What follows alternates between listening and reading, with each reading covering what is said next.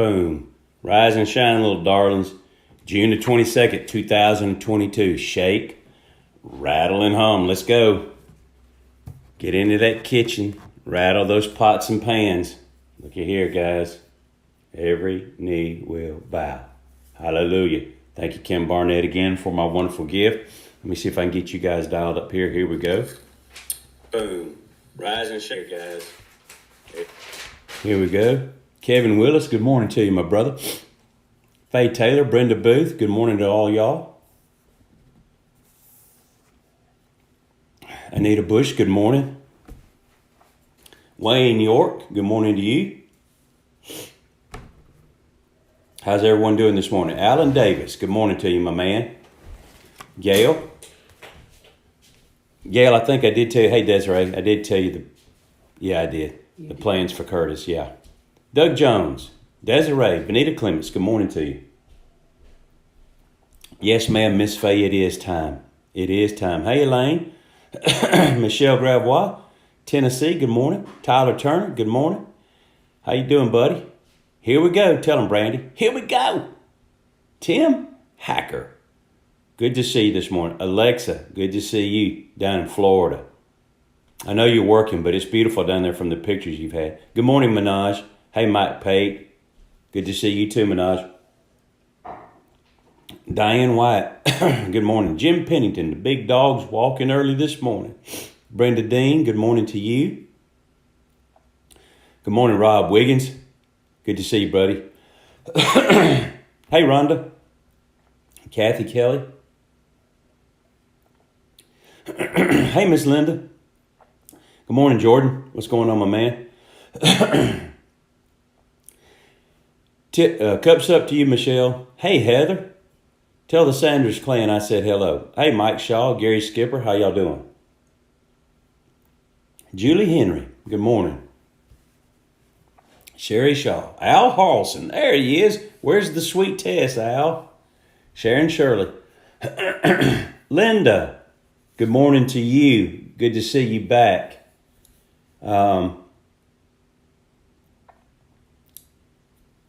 From your three-person getaway. I think that was your sister-in-law and your sister and you, right? Y'all look like you had fun. You put a lot of pictures up. It was good to see you. Yes, ma'am, to you too, Heather. Hey, Christy Camplain. Oh, yeah, Gail, you did sit in front of us. Jonathan Lewis, good morning. Hope everyone is well. Yes, ma'am. Thank you, Miss Brenda. No, I'm not back on hot coffee, Jen. I had a cup of hot coffee a while ago. Let me tell you guys, my regimen, since my sinuses are always bad in the morning, I had been having all this hacking, I'm having a little bit now. I was told that hot coffee causes silent reflux. And so it actually made my sinus drainage in the morning worse. So in the mornings now I get up and the first cup of liquids that I drink besides a couple of glasses of water is I get hot water, honey, and lemon juice and a teaspoon of coconut oil, and I mix it up. It's supposed to be a good detox, fat metabolizer, all that kind of stuff. I sip on that all morning. Then I go to this water, and my first cup of coffee yesterday was not until 8:15. I don't know Jesus must be coming back because I'm a coffeeholic. And I love coffee, and I got up at 4 a.m. yesterday, 4:05 to be exact, and didn't have any coffee until 8 o'clock in an effort to try not to clear my throat too many times on this thing. So the sacrifices that I make are almost overwhelming. I don't know what Paul had going on, but it's just about more than I can stand. I am kidding. My wife's in the kitchen going, oh God, Randy, don't say that. Anyway, guys, get your Bible. We're going to 1 Chronicles. I'm going to give you just a second to find that. 1 Chronicles chapter 21. 1 Chronicles chapter 21. Get you some coffee, or in my case, some cold water. Yeah, that's motivating. And here we go. Shout out to all of our first responders and military personnel. Thank y'all so much. for your service. There's a lot I want to say this morning. I don't have the time. You guys got to go to work. I do too. I got kids. I got to get up and get to camp and get to work. And y'all pray for me. Elena told me that she's ready to go get her driver's permit 6 months after her birthday. So I got to carry her to get her driver's permit, and then we're going to have to go to... does anybody have about a 60-acre hayfield I can begin to teach her to drive in? Lord help me. But y'all be praying for me. She's going to be wanting to drive me around. Lord, I'm gonna be smart. I'm gonna hire me a driver's ed teacher. And then I'm gonna let her drive with her mama. No. Beth said no. Hallelujah. Church parking lot. Yeah, I'm going to county house parking lot. So if she hits the light poles, I ain't got any skin in the game. All right, guys, here we go. 1 Chronicles 21. The morning word is skin in the game. Skin in the game. What does that mean? That means that you're not freeloading. That means that you got something invested, that you have put something into the pot that you're trying to get something out of eventually. And that's what's happening with David in 1 Chronicles chapter 21. David had sinned. And by sinned, I mean that he stood, it says in chapter 21, that Satan stood up and tempted David to number Israel, to take a census. Now, God had already done that in the book of Numbers, and he wasn't necessarily against the king knowing how many people that he had employed in his army. What he was against was that this had become a point of pride for David, and David was kind of gloating and relishing the fact that he had built such an awesome and large army. And so God judged him for that, and the judgment was that he sent an angel with a sword, it says, and sent a plague, and 70,000 people had died to this point. So God stays the hand of the angel and tells Gad, who was the prophet and seer for David, to go tell David to buy the place, Ornan's, O-R-N-A-N, Ornan's threshing floor, and make a sacrifice to stop the plague. Let's watch it. All right, verse 23. Let's start up at verse 18. Therefore the angel of the Lord commanded Gad to say to David that David should go and erect an altar to the Lord on the threshing floor of Ornan the Jebusite. Let me stop right there. Jebusite means he is a citizen of Jebus. Jebus was the name of the city in the area that Jerusalem was founded on. Before it was Jerusalem, it was Jebus. And therefore, people that lived there were Jebusites. Okay, everybody follow me there. All right, so verse 19. So David went up at the word of Gad, which had been spoken in the name of the Lord. And now Ornan, that's the person that owns it, turned and saw the angel, and his 4 sons who were with him hid themselves. In other words, they saw the angel of judgment, and they hid, but Ornan kept working. Now Ornan saw the angel, and his 4 sons who were with him hid themselves, but Ornan continued threshing wheat. So David came to Ornan, and Ornan looked and saw David, and he went out from the threshing floor and bowed before David with his face to the ground. And then David said to Ornan, grant me the place of this threshing floor, that I may build an altar on it to the Lord. You shall grant it to me at the full price, that the plague may be withdrawn from the people. But Ornan said to David, take it to yourself, and let my lord the king do what is good in his eyes. Look, I also give you the oxen for the burnt offerings, the threshing implements for the wood, and the wheat for the grain offering. I give it all. Then King David said to Ornan, no, but I will surely buy it for the full price, for I will not take what is yours for the Lord, nor offer burnt offerings with that which cost me nothing. So David gave Ornan 600 shekels of gold by weight for the place. And David built there an altar to the Lord, and offered burnt offerings and peace offerings, and called on the Lord, and he answered from heaven by fire on the altar of burnt offering. So the Lord commanded the angel, and he returned his sword to its sheath. And he returned his sword to its sheath. At that time, when David saw that the Lord had answered him on the threshing floor of Ornan the Jebusite, he sacrificed there for the tabernacle of the Lord and the altar of the burnt offering, which Moses had made in the wilderness, were at that time at the high place of Gibeon. But David could not go before it to inquire of God, for he was afraid of the sword and the angel of the Lord. In other words, David turned around after he made the sacrifice to stop the plague. He made another sacrifice to worship. And this particular place right here, believe it or not, became the site, the very site for Solomon's temple. We're going to talk about that in just a second. Became the very site for Solomon's temple, where the worship of the Lord would be conducted by the people of Israel. So it was where he was standing was the center of Jerusalem, and it was going to be the site for the future temple of God, erected and built by Solomon, which, by the way, is considered, when you, just the FYI, whenever you listen to directions in the Bible, like he went up from, or went down to, or went eastward to, it's all given in relation to the Temple Mount and to Jerusalem. If it says he went up north. If he went east, he goes east from Jerusalem. If he goes west, he goes west from Jerusalem. So it's figured literally that Jerusalem is the center of the world with regards to geography, as far as biblical geography is concerned. God has set his name there. So much I want to say about that, but let's move on. So here's the deal. David comes at the word of God, and he wants to purchase Ornan's threshing floor. Now, Ornan, being a worshiper of the Lord and a respecter of the king, when the king comes up and says, I want to buy your place to build an altar to the Lord, he goes, man, you ain't buying my place.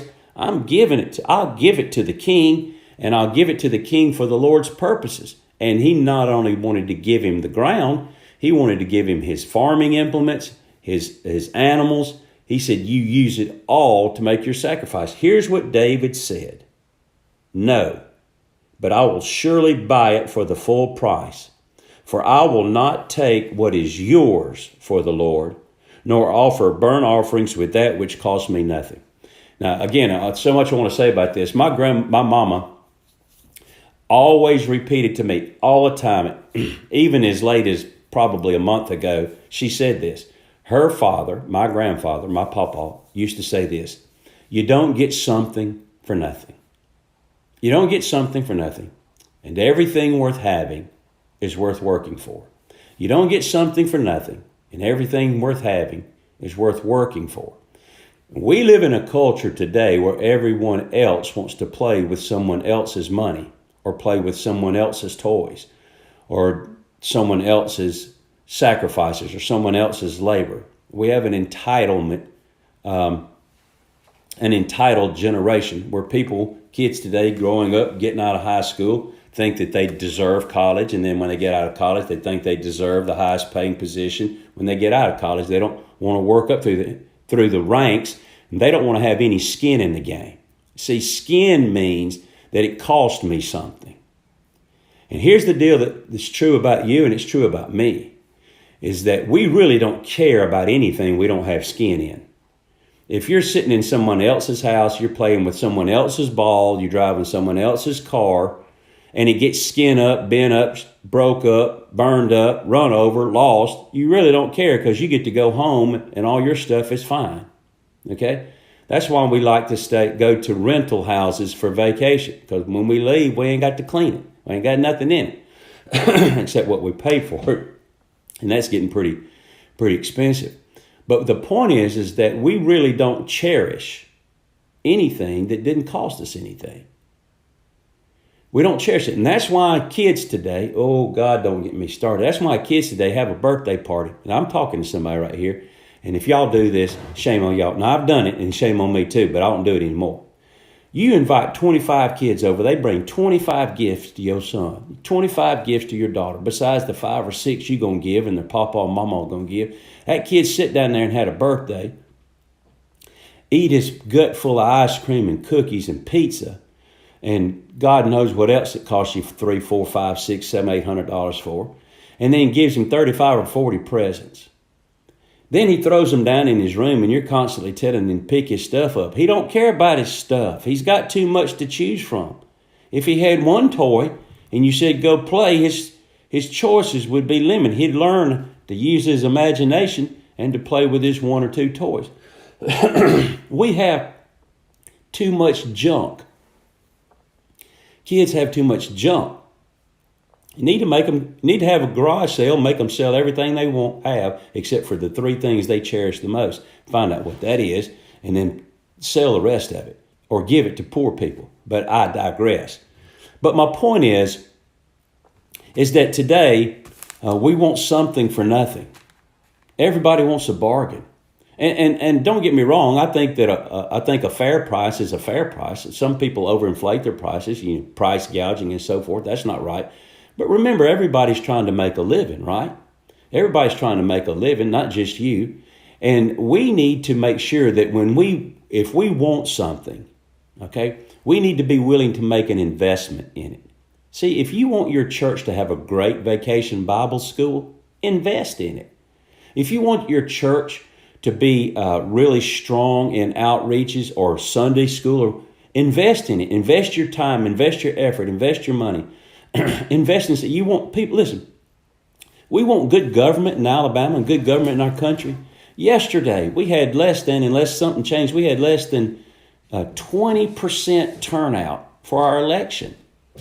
Nobody was willing to take off and go to vote. And though, therefore, whoever got elected, I don't even know. Probably Katie Britt, she was leading. We complain about these things, and we didn't put any skin in the game. We didn't make a sacrifice for it. See, when you make a sacrifice for something, this is what David was saying. He said, I'm not going to worship God with that which costs me nothing. It has no meaning. It has no meaning. For me to worship with your stuff, he said, I'm going to worship with my stuff. He said, and I'll pay you fair price. He said, I want full price. Whatever you would sell this to Joe for, that's what I want to buy it for. Don't cut me a deal. I want to pay fair price because I want to take this and I want to worship God with it. And if it costs me nothing, it's going to mean nothing to me. It's going to mean nothing to me. And we need to make sure that when we ask people to contribute to certain causes, or we're raising money for this or raising money for that, make sure you got some money in it. Make sure that you got some skin in the game. Don't raise money for something that you haven't put money in. Don't stand up for a cause that you don't have any skin in the game. That's hypocritical. Put some skin in the game. Now, let me give you an example of this. I'm just going to mention this lest I forget it, and then I'm going to come back to an example. In 1 Chronicles 29, if you go over 8 chapters, David had set aside a lot of wealth. It's estimated, and this was years ago, it's estimated that it was $15.8 billion in wealth, in precious stones and wood and all of this stuff to set aside to build the temple of Solomon. Now, David wanted to build the temple, but God wouldn't let him build it because he was a man of war, had blood on his hands. So David had amassed a lot of wealth, the wealth of Israel, to invest in the temple. But it goes on and says, and I'm just going to read this, because you don't have to turn over there. But it says in 1 Chronicles 29, chapter 29, verse 3, it says, moreover, this is David speaking, moreover, because I have set my affection. Now you need to hear that. I need to hear that. I have set my affection on the house of my God. I have given to the house of God, my God, over and above all that I have prepared for the holy house, my own special treasure of gold and silver, 3,000 talents of gold, of the gold of Ophir, the most precious gold they had, and 7,000 talents. A talent was about 75 pounds. You do the math. 7,000 talents of refined silver to overlay the walls. David said, not only have I amassed wealth through the nation of Israel as the king, i.e. the president of the nation, but I have set aside my own wealth. In other words, I'm not out here raising money, okay, to give to the temple. construction and just doing it in the name of the country. I got my own skin in the game. 3,000 talents of gold and 7,000 talents of silver. My own treasure. David came out of his own pocket. So when he went to the people of Israel and he says, everybody pony up something for the temple, he led by example. He had his own wealth invested in it, his own personal wealth, not just the national wealth, the personal wealth. Now, let me tell you how that plays out. Let me tell you how that's playing out in today's culture. I was sent a video. Now, you guys, somebody's going to get mad about this. That's okay. I'm in good company. Dinesh D'Souza was at Amherst College. That'll come into play in a minute. He was at Amherst College talking against critical race theory and whiteness and wokeness and all that. Well, they had a young man stood up. He made a very eloquent speech, and he just went on and on and on about how all minorities had suffered because of white privilege. And I'm not going to get into the politics of that. I'm not going to get into the nuances of that. I'm just stating the facts of this deal. In other words, what is white privilege? That the white man has had the advantage and everyone else has been in a disadvantage. And so therefore, the white man is supposed to bring everybody up to the same advantage level by taking what they have gained by their privilege and distributing it backwards to the people who had not. Now, I'm not going to get into anything beyond just saying that. So this boy, he went on and he went on. Oh, Dinesh D'Souza let him go on there for a minute. And he said, and I won't give you the whole scenario. It's brilliant. You can find it on YouTube. Just Dinesh D'Souza, Amherst College speech. I think that's how you can find it. So Dinesh D'Souza asked his boy, he said, so let me ask you a question. He said, you're a young white man. He said, are you privileged? He goes, yeah. He said, I'm privileged. He said, I've privileged. He said, well, how have you contributed to right all the wrongs of white? So he goes on, now get this. He goes on to say, well, I tutored one time.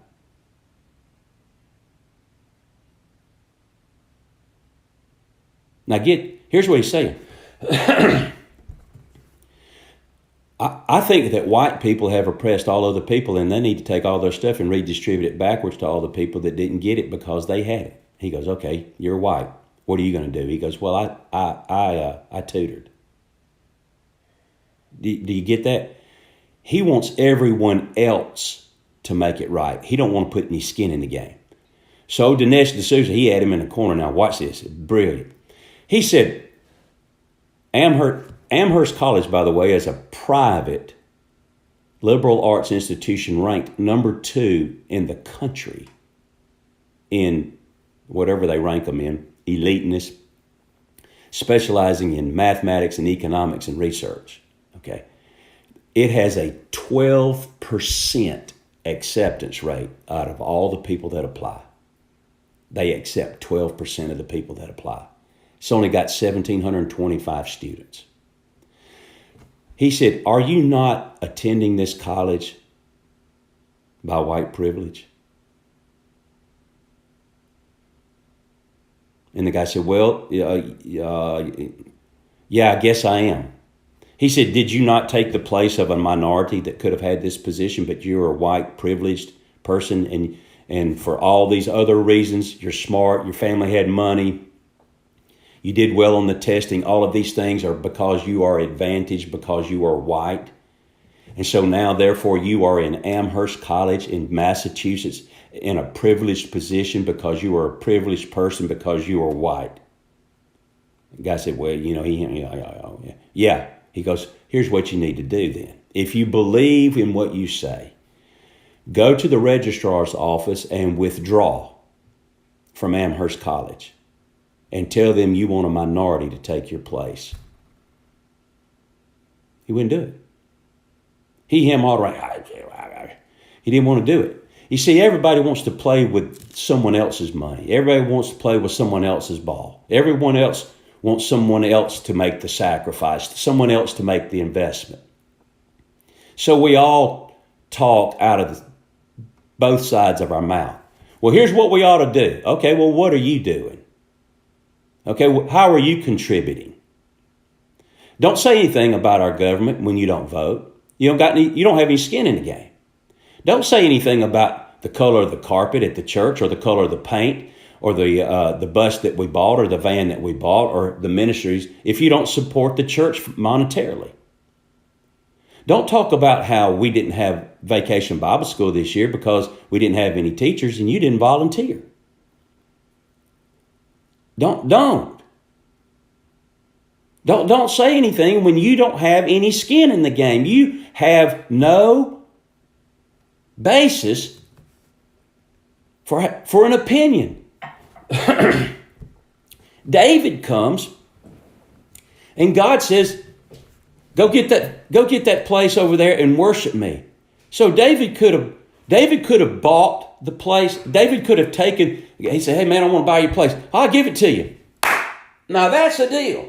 Okay, I'm going to take your place. He said, not only that, I'll give you my animals and my farming implements and you use them for the wood. Snap, crackle, pop. This must be of God. I'm getting ready to do what God said and it costs me nothing. David said, no, I'm not going to do that. Because it's supposed to be an act of worship. And it's supposed to be something that I honor and glorify God with. And if it cost me nothing, then what is the legitimacy of my worship? Where is the legitimacy of our worship if it cost us nothing? We are naturally, by default, as sinful people, always seeking to find the place of least resistance, to stay in the place of comfort, and by all means circumvent sacrifice. And look at where we are. So guys, listen, ladies, gentlemen, friends, brothers and sisters in the Lord.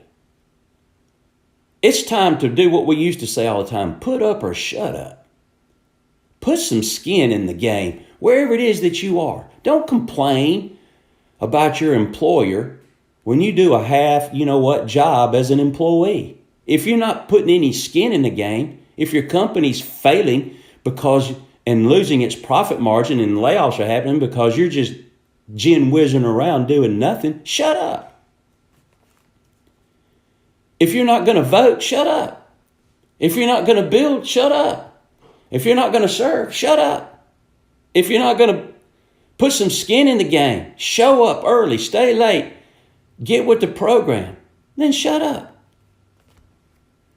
Beth and I was talking one time. We always fuss about, people do, not me. I got it all together, right? Yeah.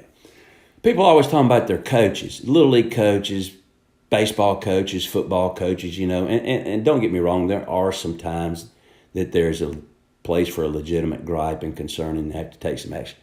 But you know what? You're not the one out there.